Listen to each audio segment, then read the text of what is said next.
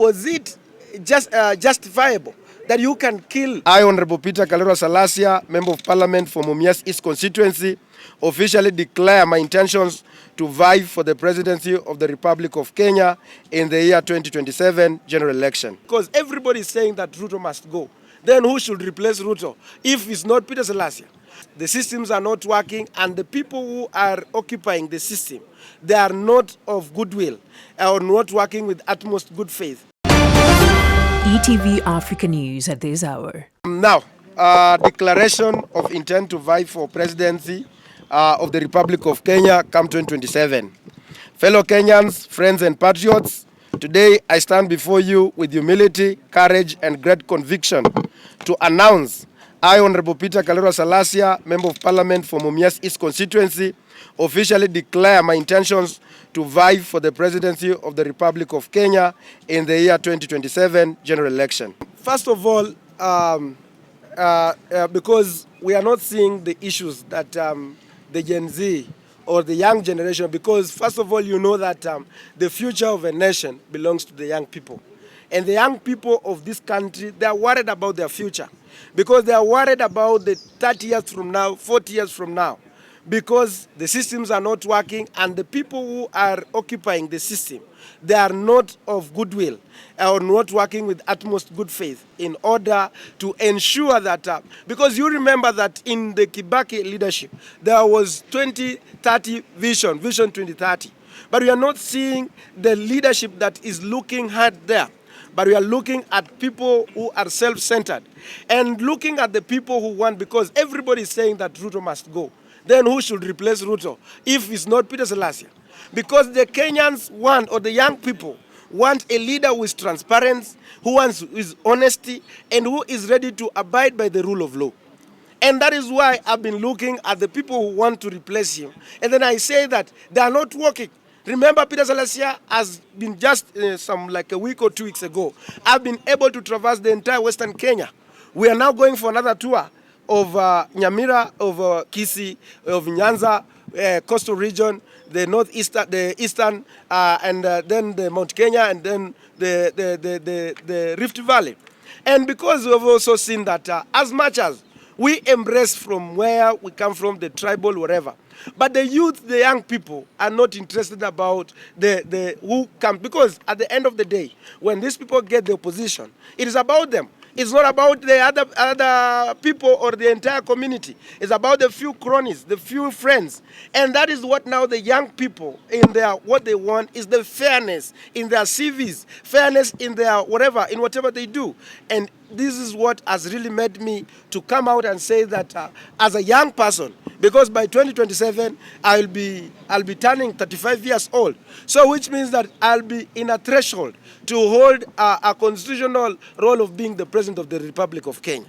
Remember the countries like Burkina Faso, people like Kina Traore, they are young people. And you see that the darling of the Africans, because they want their country to be self-sustainable.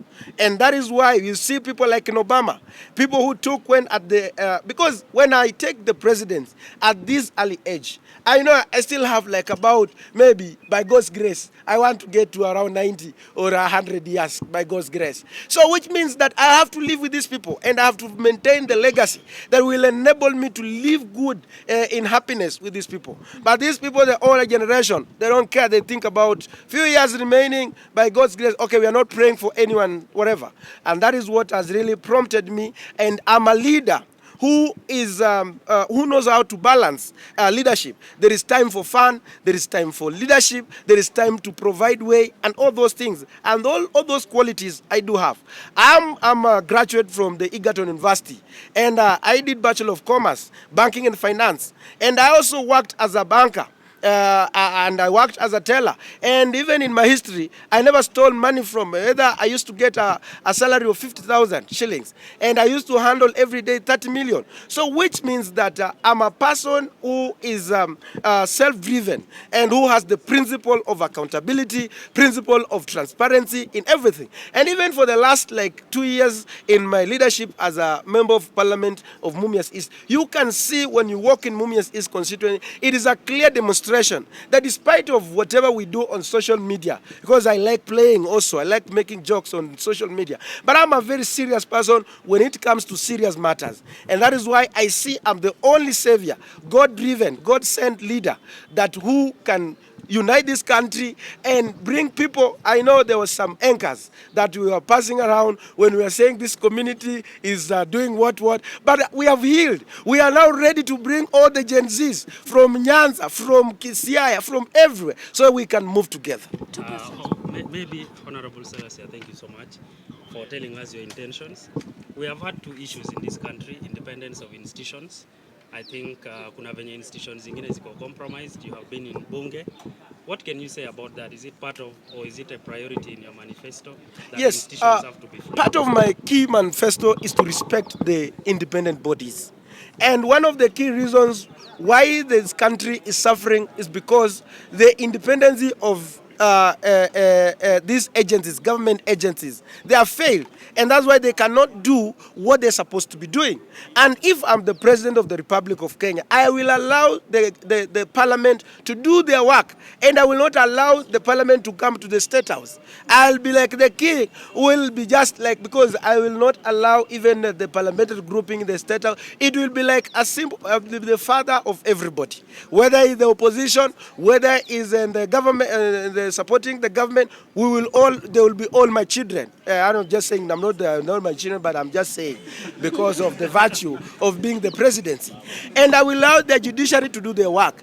And it will make my work easy. If I allow judiciary to work, I allow the parliament to work, I allow the Senate to work, I allow the public prosecution to work, I allow all the DCI to do their work, I allow everything to do, I will be enjoying my leadership when I sleep, because I know every institution is doing what they're supposed to be doing. Finally, there has been an issue of debts. Yes. As it stands, we're on about 11 trillion in debts as a country. What is your focus? How are you going to focus on that? And precisely, maybe hii imekuwa a policy issue that people are supposed to sit down, discuss before they borrow. But as it stands, it looks like it is dominated in a way that somebody can just wake up, take a loan, ama recommend a loan has to be taken. How are you going to handle that when you take power as a president? As a president, like this problem that we are having today was done like in the last government, when they passed a legislation that a government can go ahead and borrow the money even without consulting the National Assembly, and up to a certain level. And this is what has made this country to overborrow. You remember when they came, when His Excellency, the President, came in, he said that he wants this country to be self-sustainable, whereby we are not going to borrow. We want this country to be like Mali, that it has been able to pay all its debts and has no any debt, because this is something, because you remember, during the Moise era, Moi never used to borrow the money from outside, and that's why you find like despite the fact that the economy was not doing reaching to everybody, but you find like the shilling was very strong, and then the manufacturing was everywhere in this country. So from where I sit in that point of the debts, I will also do the inquiry on the debts that were committed by the previous governments that has existed before. Because we want to know, like, for example, the Eurobond, where did it go? And we have so many issues. Because you remember, like, in the previous, when we were talking about last time, the people who involved in the, like, for example, the Eurobond, there were people who were employed in the Treasury, advisory, and those are some of the things that shows that we are not serious about the people who committed the atrocity, and they're the same people that we are also bringing back and messing up this country. So we will have to review the debts of this country and bring back the motion that Honorable Mtata had, so that we can also be able to scrutinize and get to know all the monies that came into this country. Did they do what they were intended to do as a president of this Republic of Kenya? Two questions, Mheshimiwa. Yes. Kidogo tu.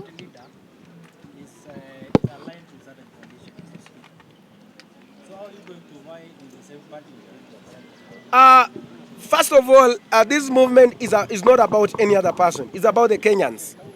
Are we there? It's about the Kenyans. So if they will say that they will give me that political party to vie on it, I will not accept. I will not refuse. But if they don't, we are going to launch a political party, a political movement. And this one is going to be rolled out. So it's about them to decide whether they want me to be, because now the party leader, if he's not showing the interest to vie as a president, then he should give me that political party to vie on it. If he doesn't, then I will come up with a new political movement that now will shape the politics of this country. Now, Mwesh. Sorry? Have you spoken with the No, I don't know, because you see now that is my personal decision. It is my personal decision because I have the heaviness of this country.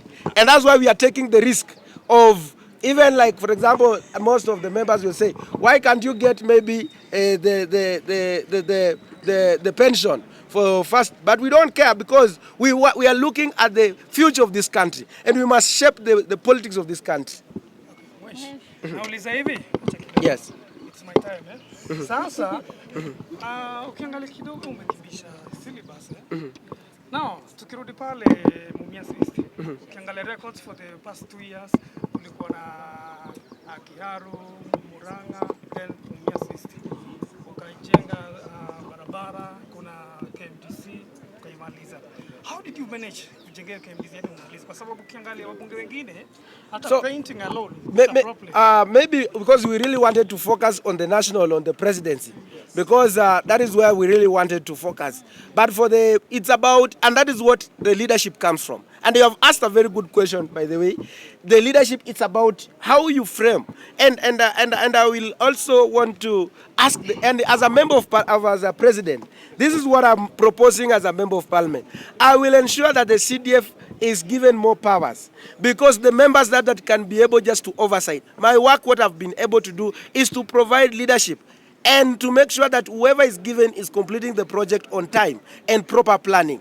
And because of that, I can be able to plan for this country the best way that has never been happened before. And also bring the professionals on board.